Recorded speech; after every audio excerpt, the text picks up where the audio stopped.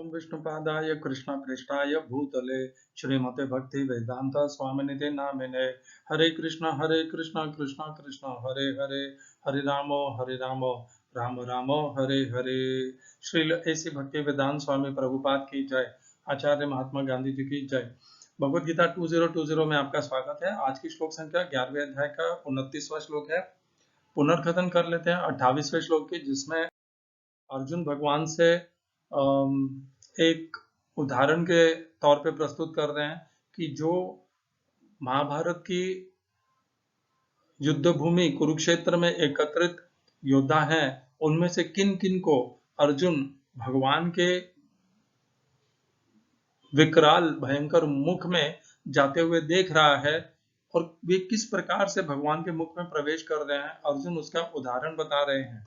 यथा नदीनां बहवो अम्बुवेगाः समुद्रमेवाभिमुखा द्रवन्ति तथा तवामि नरलोकवीराः विशन्ति वक्त्राण्यभिः अभिविज्वलन्ति। जिस प्रकार नदियों में लहरें उमड़ती है और उमड़ उमड़ करके नदी को वेग प्रदान करती है और नदी को समुद्र के तरफ दौड़ाती हैं और स्वयं भी दौड़ती हैं, उसी प्रकार इस मनुष्य लोक के जो वीर हैं वे भगवान के प्रज्वलित मुख में प्रवेश कर रहे हैं। यह अर्जुन ने देखा। अर्जुन ने उदाहरण दिया। पहली दो पंक्तियों में लहर, नदी और समुद्र के बीच में संबंध, और दूसरी, तीसरी और चौथी पंक्ति में मनुष्य लोक के वीर, महाभारत का युद्ध और भगवान के मुख में प्रवेश। आज की श्लोक संख्या में अर्जुन एक और उदाहरण प्रस्तुत करेंगे। आज का उदाहरण थोड़ा और ज्यादा उग्र है। इतना ही अंतर है इन दोनों उदाहरणों में जो 28 और 29 श्लोकों में दिया गया है। यथा प्रदीप्तम ज्वलनम पतंगाः विशन्ति नाशाय समृद्ध वेगाः तथैव नाशाय विशन्ति लोकाः तवापि वक्त्राणि समृद्ध वेगाः। हिंदी अनुवाद। गीता यथारूप श्रील प्रभुपाद। मैं समस्त लोगों को पूर्ण वेग से आपके मुख में उसी प्रकार प्रविष्ट होते देख रहा हूं जिस प्रकार पतंगे अपने विनाश के लिए प्रज्वलित अग्नि में कूद पड़ते हैं। English translation, Gita as it is, Swami Prabhupada. I see all people rushing with full speed into your mouths as moths dash into a blazing fire. इस श्लोक में प्रयोग किए गए संस्कृत शब्दों के अर्थ हैं यथा, जिस प्रकार, प्रदीप्तम, जलती हुई, ज्वलनम, अग्नि में, पतंगाः, पतंगे, कीड़े मकोड़े, विशन्ति, प्रवेश करते हैं, नाशाय, नाश के लिए, विनाश के लिए, समृद्ध वेगाः, संपूर्ण, समृद्ध अर्थात अतिशय और पूर्ण वेग से, बढ़ने वाले वेग के साथ में, वेगाः, वेग से। तीसरी पंक्ति, तथा, उसी प्रकार, एव, निश्चय ही, नाशाय, विनाश के लिए, विशन्ति, प्रवेश करते हैं, लोकाः, सभी लोग, तवापि, आपके, वक्त्राणि, मुख में, समृद्ध वेगाः, अतिशय और संपूर्ण वेग से। इस श्लोक का तात्पर्य गीता यथारूप स्वामी प्रभुपाद के द्वारा। प्रभुपाद ने इसका कोई तात्पर्य नहीं दिया है। ओम अज्ञानतिमिरन्धस्य ज्ञानाञ्जनशलाकया चक्षुरुन्मीलितं येन तस्मै श्री गुरुवे नमः। एकं शास्त्रं देवकी पुत्र गीतम, एक ही शास्त्र श्रीमद् भगवद गीता। एको देवो देवकी पुत्र एव, एक ही भगवान श्री कृष्ण। एको मंत्र तस्य नामानि यानि, एक ही मंत्र भगवान के नाम का महामंत्र। कर्मापेकम तस्य देवस्य सेवा। हरे कृष्णा। यथा, जिस प्रकार, प्रतीतम, तो पतंगे दूर से देखते हैं कि यहाँ पर दीपक जल रहा है, और जैसे ही वो दीपक को जलता हुआ देखते हैं तो वे आकर्षित हो जाते हैं उसके तरफ, और आकर्षित हो करके बड़ी लालसा से उसके तरफ समृद्ध वेग से दौड़ते हैं। और जब वे उसके एकदम समीप पहुंचते हैं तब उन्हें गर्मी का एहसास होता है, और उस गर्मी से उनके पंख जल जाते हैं और वे वहीं पर गिर जाते हैं। और कुछ का तो वेग इतना तीव्र होता है कि वे अपने आप को रोक ही नहीं पाते। वो मोशन के कारण अंत में अग्नि में ही जाके स्वाहा हो जाते हैं। और कुछ पतंगे अग्नि के बाहर ही पंख जल जाने से जो धीरे धीरे आते हैं वे वहां पर गिर जाते हैं आजू बाजू में, और उनमें शक्तिहीन होकर के गिर जाते हैं। तो इस प्रकार पतंगों का स्वभाव होता है कि समझ लीजिए वे आसपास में तो कोई नहीं गिरते, वे मोशन के कारण भीतर ही जाके स्वाहा होते हैं। उसी प्रकार यहाँ पे जितने भी युद्ध की इच्छा से एकत्रित हुए हैं, जिसका विवरण दुर्योधन ने पहले अध्याय में पांडवों के पक्षों में कौन कौन एकत्रित हुए हैं और कौरवों के पक्ष में कौन कौन एकत्रित हुए हैं, इसका विवरण दुर्योधन ने आचार्य द्रोण को पहले अध्याय में दिया था। वे सब इस कुरुक्षेत्र की युद्ध भूमि में एकत्रित हुए हैं। उन्हें पता है कि इस युद्ध भूमि के परिणाम स्वरूप अनेकों शूरवीर मारे जाएंगे, फिर भी वे यहाँ पर एकत्रित हुए हैं। क्यों? क्योंकि रण में लड़ना उन्हें बहुत आकर्षित कर रहा है। सब में अतिशय अहंकार है, अभिमान है, अपने बल का प्रदर्शन करने का, और रणभूमि उनके लिए एक ऐसा उत्तम अवसर है जहां पर वे अपने बल का, अपने पराक्रम का, अपनी उनके पास जो युद्ध कलाएं हैं, युद्ध की विद्याएं हैं, उनको प्रदर्शन करके अपने प्रतिद्वंदी पर विजय प्राप्त करने का। तो क्षत्रिय में यह एक प्रवृत्ति होती है, हिंसक प्रवृत्ति होती है कि वे अपना बल का प्रदर्शन करके प्रतिद्वंदी पर विजय प्राप्त करना ही चाहते हैं। ये क्षत्रिय का धर्म नहीं है। क्षत्रिय तो वह होते हैं जो धर्म की रक्षा करते हैं, जो धर्म के अनुकूल आचरण करते हैं, वे क्षत्रिय कहलाते हैं। तो इस संसार में एक अद्भुत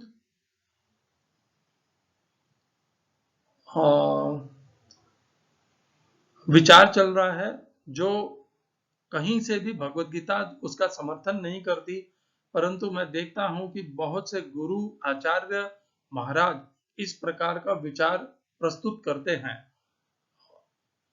यह भी विचार कहा जाता है कि भगवान अपने प्रतिद्वंदी दैत्यों और असुरों का भी वध करके उन्हें अपने लोक में ले जाते हैं। ऐसा कहीं नहीं है।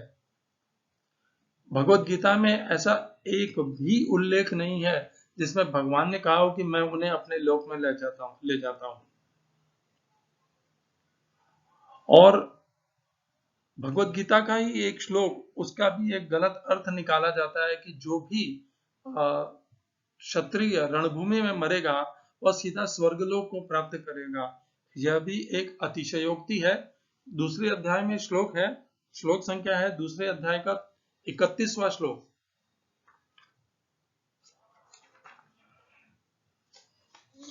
जिसमें भगवान कहते हैं,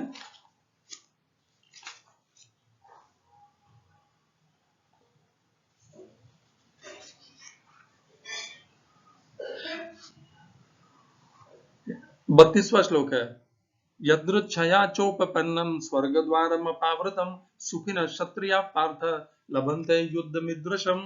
तो भगवान ये कह रहे हैं अर्जुन को,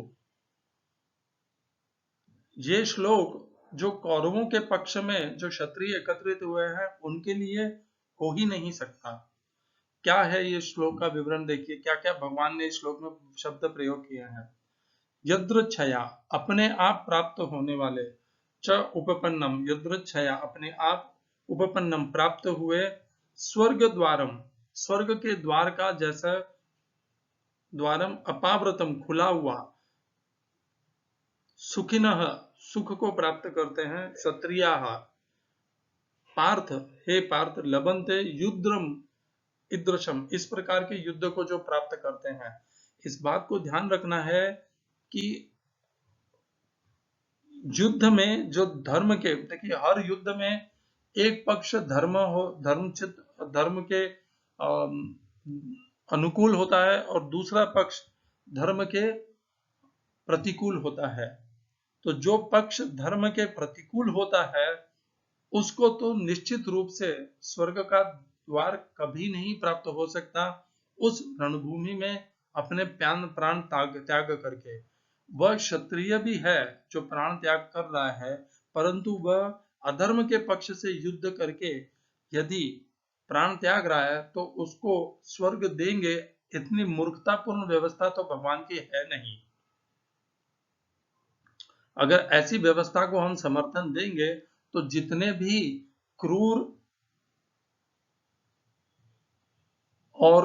क्रूर हैं वे इस प्रकार के युद्ध में सम्मिलित होकर क्रूरता करने के पश्चात भी स्वर्ग को प्राप्त कर लेंगे। ऐसी व्यवस्था भगवान ने बनाई नहीं है। भगवान ने कहा क्षत्रिय, क्षत्रिय वह होता है जो शस्त्र उठा करके क्षत्रिय धर्म का पालन करता है, और क्षत्रिय धर्म है, क्षत्रिय वही है जो धर्म की रक्षा करता है। जो क्षत्रिय है दूसरों की रक्षा करता है, धर्म की रक्षा करता है और दूसरों की रक्षा करता है। जो दूसरों को मारता है अपने लाभ के हेतु, लोभ के हेतु, अपने अहंकार के हेतु, अपने पराक्रम को सिद्ध करने के हेतु, वे क्षत्रिय नहीं कहलाने के योग्य है, क्योंकि वे तो व्यर्थ ही हिंसा कर रहे हैं। क्षत्रिय तो वह होता है जो शस्त्र, अस्त्र और हत्या या क्रूर कर्म, हिंसक कर्म वह केवल धर्म या रक्षा करने के हेतु उपयोग में लेता है, न कि किसी के ऊपर आक्रमण करने के लिए, उसका सब कुछ छीनने के लिए, उसे धोखा देने के लिए, उसके साथ कपट करने के लिए, या उससे आतताई बन करके उससे सब कुछ छीनने के लिए। वह क्षत्रिय कैसे कहलाएगा? उसके लिए तो दूसरे शब्द हैं। वह तो डाकू कहलाएगा, क्रूर कहलाएगा, या अत्यंत ही लोभी प्रवृत्ति का कहलाएगा। उसके लिए तो क्षत्रिय शब्द हो ही नहीं सकता है। युद्ध भूमि में मान लीजिए इंडिया और पाकिस्तान के विरोध में युद्ध चल रहा है। हमारे जो सैनिक युद्ध में पाकिस्तान ने आकर के हमारे ऊपर जो अपने यहाँ पर अभी 2000 सन में जो हुआ था, पाकिस्तान ने आकर के वहां पे कब्जा कर लिया था पहाड़ियों की चोटियों पर, और हमारे सैनिकों ने अपने प्राण दे करके पुनः उन चोटियों को प्राप्त किया था। तो क्या हम पाकिस्तान के सैनिकों को क्षत्रिय मान सकते हैं? उन्होंने तो भारत में घुस करके भारत की भूमि पर अतिक्रमण करके भारत के लोगों को उनके हक से वंचित करके प्राप्त करने की चेष्टा की थी। वे क्षत्रिय कैसे हो सकते हैं? क्षत्रिय तो हमारे भारतीय सैनिक थे जिन्होंने धर्म की रक्षा के लिए, भारत की अखंडता की रक्षा के लिए अपने प्राण न्यौछावर किए, युद्ध भूमि में गए और उन पाकिस्तानियों को उन्होंने खदेड़ करके बाहर निकाला। वे क्षत्रिय हैं, वे स्वर्ग के अधिकारी हैं और उन्हें स्वर्ग निश्चित प्राप्त होगा इस युद्ध भूमि से। इस युद्ध भूमि में वे किसी को मार के मरे या बिना मारे भी मर जाए, परंतु उन्होंने युद्ध में भाग लेने का निश्चय किया। उनके केवल इस प्रण के कारण वे स्वर्ग के अधिकारी बन जाते हैं। और वहीं पर पाकिस्तान के सैनिक जो अतिक्रमण कर रहे हैं, हिंसा का आश्रय लेकर के दूसरों आतताई बन रहे हैं, भारत का अधिकार छीन रहे हैं, भारत की अखंडता को नष्ट कर रहे हैं, उन्हें कैसे भगवान स्वर्ग दे सकते हैं? क्या भगवान में बुद्धि की कमी समझते हैं हम? तो इसी बात, ये आज जो देशों के बीच में हो रहा है, पहले वह राजाओं के बीच में होता था। पहले राज परिवार होते थे और राज्य का शासन होता था, राज्य की सीमाएं होती थी। आज देश की सीमा होती है और देश का शासन होता है।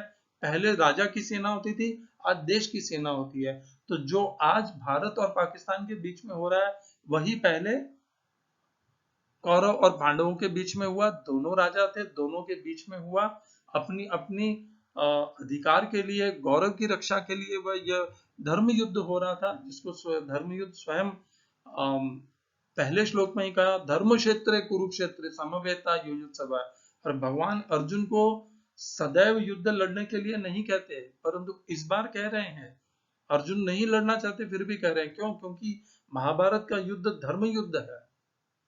नहीं तो भगवान श्री कृष्ण ने कभी ऐसा अपने आचरण के माध्यम से यह प्रस्तुत नहीं किया कि क्षत्रिय को या मनुष्य को अनावश्यक ही युद्ध लड़ना चाहिए। ऐसा भगवान ने ऐसा आचरण कभी नहीं बताया। हमारे पास शक्ति है, सामर्थ्य है, अर्जुन श्रेष्ठ सर्वश्रेष्ठ धनुर्धर है, तो इसका यह अर्थ नहीं है कि अर्जुन जा करके दूसरों को उनके राज्य से वंचित करके राज्य को उनके शासन को नष्ट करके वहां पर अपना अधिकार जमा ले। ऐसा नहीं ना तो अर्जुन ने किया, न भगवान कृष्ण ने उसे सिखाया, और न स्वयं भगवान श्री कृष्ण ने भगवान होते हुए भी किया। भगवान श्री कृष्ण मथुरा के नरेश रहे और बाद में द्वारका में गए, द्वारकाधीश बने। उन्होंने कभी ऐसा प्रयास नहीं किया कि मैं सबको अपने अधीन कर लूं। शक्ति होना, शक्ति का संचय करना, शक्ति को नियंत्रण में रखना, यही क्षत्रिय की पहचान है। वह केवल आवश्यकता होती है तभी अपनी शक्ति का प्रयोग करता है, तभी युद्ध करता है, आत्मरक्षा के लिए करता है। वह दूसरों की भूमि का अतिक्रमण करने के लिए, दूसरों की भूमि को हथियाने के लिए नहीं करता है। इस प्रकार का जो कृत्य करते हैं वे क्षत्रिय नहीं हो सकते और होते भी नहीं हैं, और उन्हें स्वर्ग प्राप्त हो ही नहीं सकता है, क्योंकि वे क्षत्रिय धर्म के अनुकूल कर ही नहीं रहे आचरण। तो इसी प्रकार यहां पर जितने भी ये